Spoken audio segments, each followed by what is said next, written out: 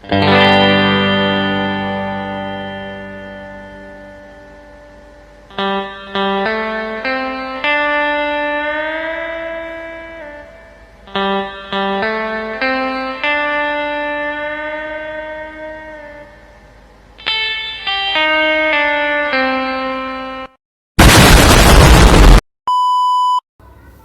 assalamualaikum warahmatullahi wabarakatuh. Selamat pagi semuanya. Saya ucapkan yang terhormat Bapak Saddam Hussein LCMM. Perkenalkan, nama saya Tia Rahmawati dan nama rekan saya Daniela Frilista Pane.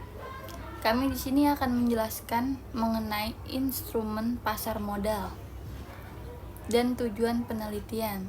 Tujuan penelitian ini untuk menjelaskan dasar investasi pasar modal, menganalisis resiko dan keuntungan yang terkait dengan investasi di pasar modal saham dan reksadana, serta merumuskan strategi perencanaan yang efektif untuk investasi saham dan reksadana.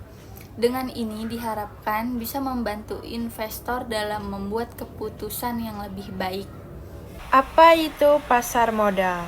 Pasar modal adalah tempat untuk jual beli berbagai jenis instrumen keuangan yang tujuannya adalah untuk mengumpulkan dana buat perusahaan atau pemerintah dan memberikan kesempatan bagi orang-orang investor untuk berinvestasi dengan harapan bisa dapat keuntungan. Instrumen pasar modal ini bisa berupa saham, obligasi, reksadana, dan berbagai macam surat berharga lainnya.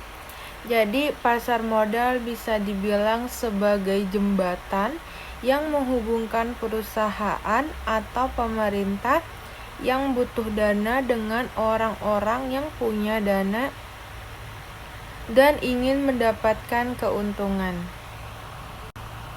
Adanya instrumen yang beragam pada pasar modal merupakan pilihan kepada investor untuk bertransaksi di pasar modal. Instrumen pasar modal terdiri dari 7 macam. Saya dan rekan saya akan menjelaskan 2 macam, yaitu saham dan reksadana. Dan saya akan menjelaskan apa itu saham. Saham adalah bukti kepemilikan di sebuah perusahaan. Bisa saya katakan saham itu seperti tiket untuk jadi pemilik sebagian perusahaan. Kalau kamu beli saham, kamu bisa dapat dividen dan ikut ambil keputusan penting. Tapi ada resikonya juga, seperti harga saham yang bisa naik turun. Jika harga turun, kamu bisa rugi saat jual. Namun, keuntungan yang bisa didapat adalah nilai saham yang naik seiring pertumbuhan perusahaan dan pembagian dividen. Manfaat yang diperoleh pemegang saham dapat dibedakan menjadi saham biasa atau common stock dan saham preferred atau preferred stock.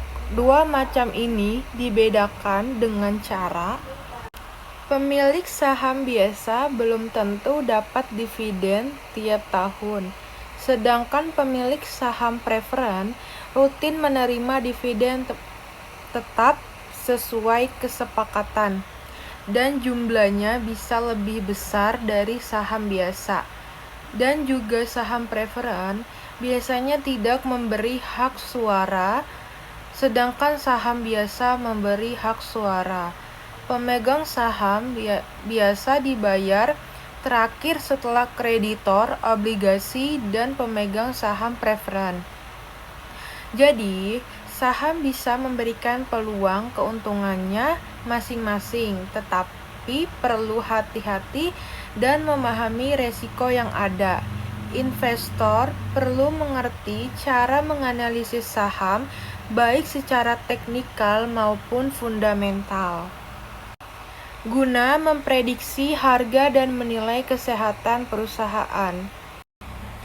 Perencanaan saya mengenai invest saham. Yang pertama, menentukan tujuan investasi. Fokus nabung masa depan atau dapat dividen. Yang kedua, riset pasar. Cek kondisi ekonomi dan sektor yang lagi naik. 3. Pilih saham. Lihat laporan keuangan dan grafik saham terbaru. 4. Diversifikasi, sebar investasi ke beberapa saham, jangan satu tempat. 5. Strategi investasi, pilih mau beli dan tahan atau trading cepat. Keenam, manajemen resiko, atur stop loss dan variasikan portofolio atau dokumen. Ketujuh, memantau kinerja. Cek portofolio atau dokumen setiap bulannya. Dan kedelapan, menganalisis saham. Selalu update info pasar. Dan terakhir 9, konsultasi. Tanyakan penasihat keuangan jika itu diperlukan. Oke, mungkin di sini ada yang belum tahu reksadana itu apa. Saya akan menjelaskan reksadana. Reksadana adalah wadah investasi di mana uang dari banyak investor dikumpulkan dan dikelola oleh manajer investasi.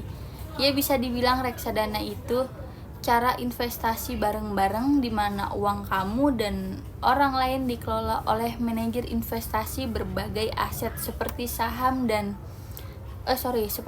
atau obligasi.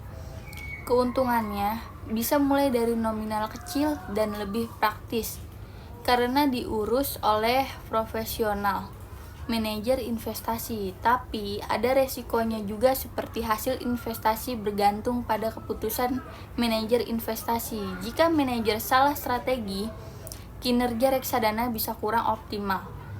Yaitu ada jenis-jenis reksadana ya. Yang pertama, reksadana saham, investasi utama di saham, potensi untung tinggi, resiko besar. Yaitu yang kedua, reksadana pendapatan tetap, investasi di obligasi, keuntungan stabil, potensi lebih rendah. Yang ketiga, reksadana campuran, kombinasi saham dan obligasi seimbang antara untung dan resiko. Yang keempat, reksadana pasar uang, investasi di instrumen aman, jangka pendek, untung kecil dan resiko rendah. Kemudian perencanaan saya mengenai invest reksadana. Pertama-tama, satu, menentukan tujuan pikiran, mau invest untuk apa? Pensiunan kah? Beli rumah kah? Atau bisa yang lainnya ya. Yang kedua, pilih jenis reksadana. Pilih yang sesuai tujuan dan toleransi resiko. Saham untuk hasil besar, pasar uang atau obligasi untuk aman. Yang ketiga, tentukan profil resiko. Kalau siap resiko, pilih saham. Kalau enggak, pilih pasar uang atau obligasi. Yang keempat, mulai dengan nominal kecil, nggak perlu banyak-banyak. Coba mulai bisa dengan 100.000 sampai 500.000. Yang kelima, pilih manajer investasi terpercaya. Pastikan terdaftar di OJK dan cek ratingnya ya. Yang keenam, perhatikan biaya. Cek biaya pembelian, penjualan, pengelolaan reksadana. Yang ketujuh, investasi rutin. Sisihkan uang tiap bulan untuk beli reksadana. Yang kedelapan, pantau berkala. Cek kinerja secara berkala jika perlu ganti pilihan. Oke, baik. Kesimpulannya, instrumen pasar modal itu ada banyak macamnya dan semuanya punya karakteristik yang berbeda-beda. Baik itu dari segi potensi, keuntungan maupun resikonya. Bagi investor, penting untuk paham jenis-jenis instrumen ini sebelum memutuskan untuk berinvestasi. Pasar modal itu bukan hanya soal beli saham dan berharap harga naik, tapi lebih dari itu, ia berfungsi untuk menghubungkan mereka yang butuh dana dengan mereka yang punya dana, yang pada akhirnya bisa mendukung pertumbuhan ekonomi secara keseluruhan. Baik, penelitian serta penjelasan ini kami akhiri. Sekian dari saya dan rekan saya, mohon maaf bila ada salah kata atau kata yang dikurang mengerti. Wassalamualaikum warahmatullahi wabarakatuh.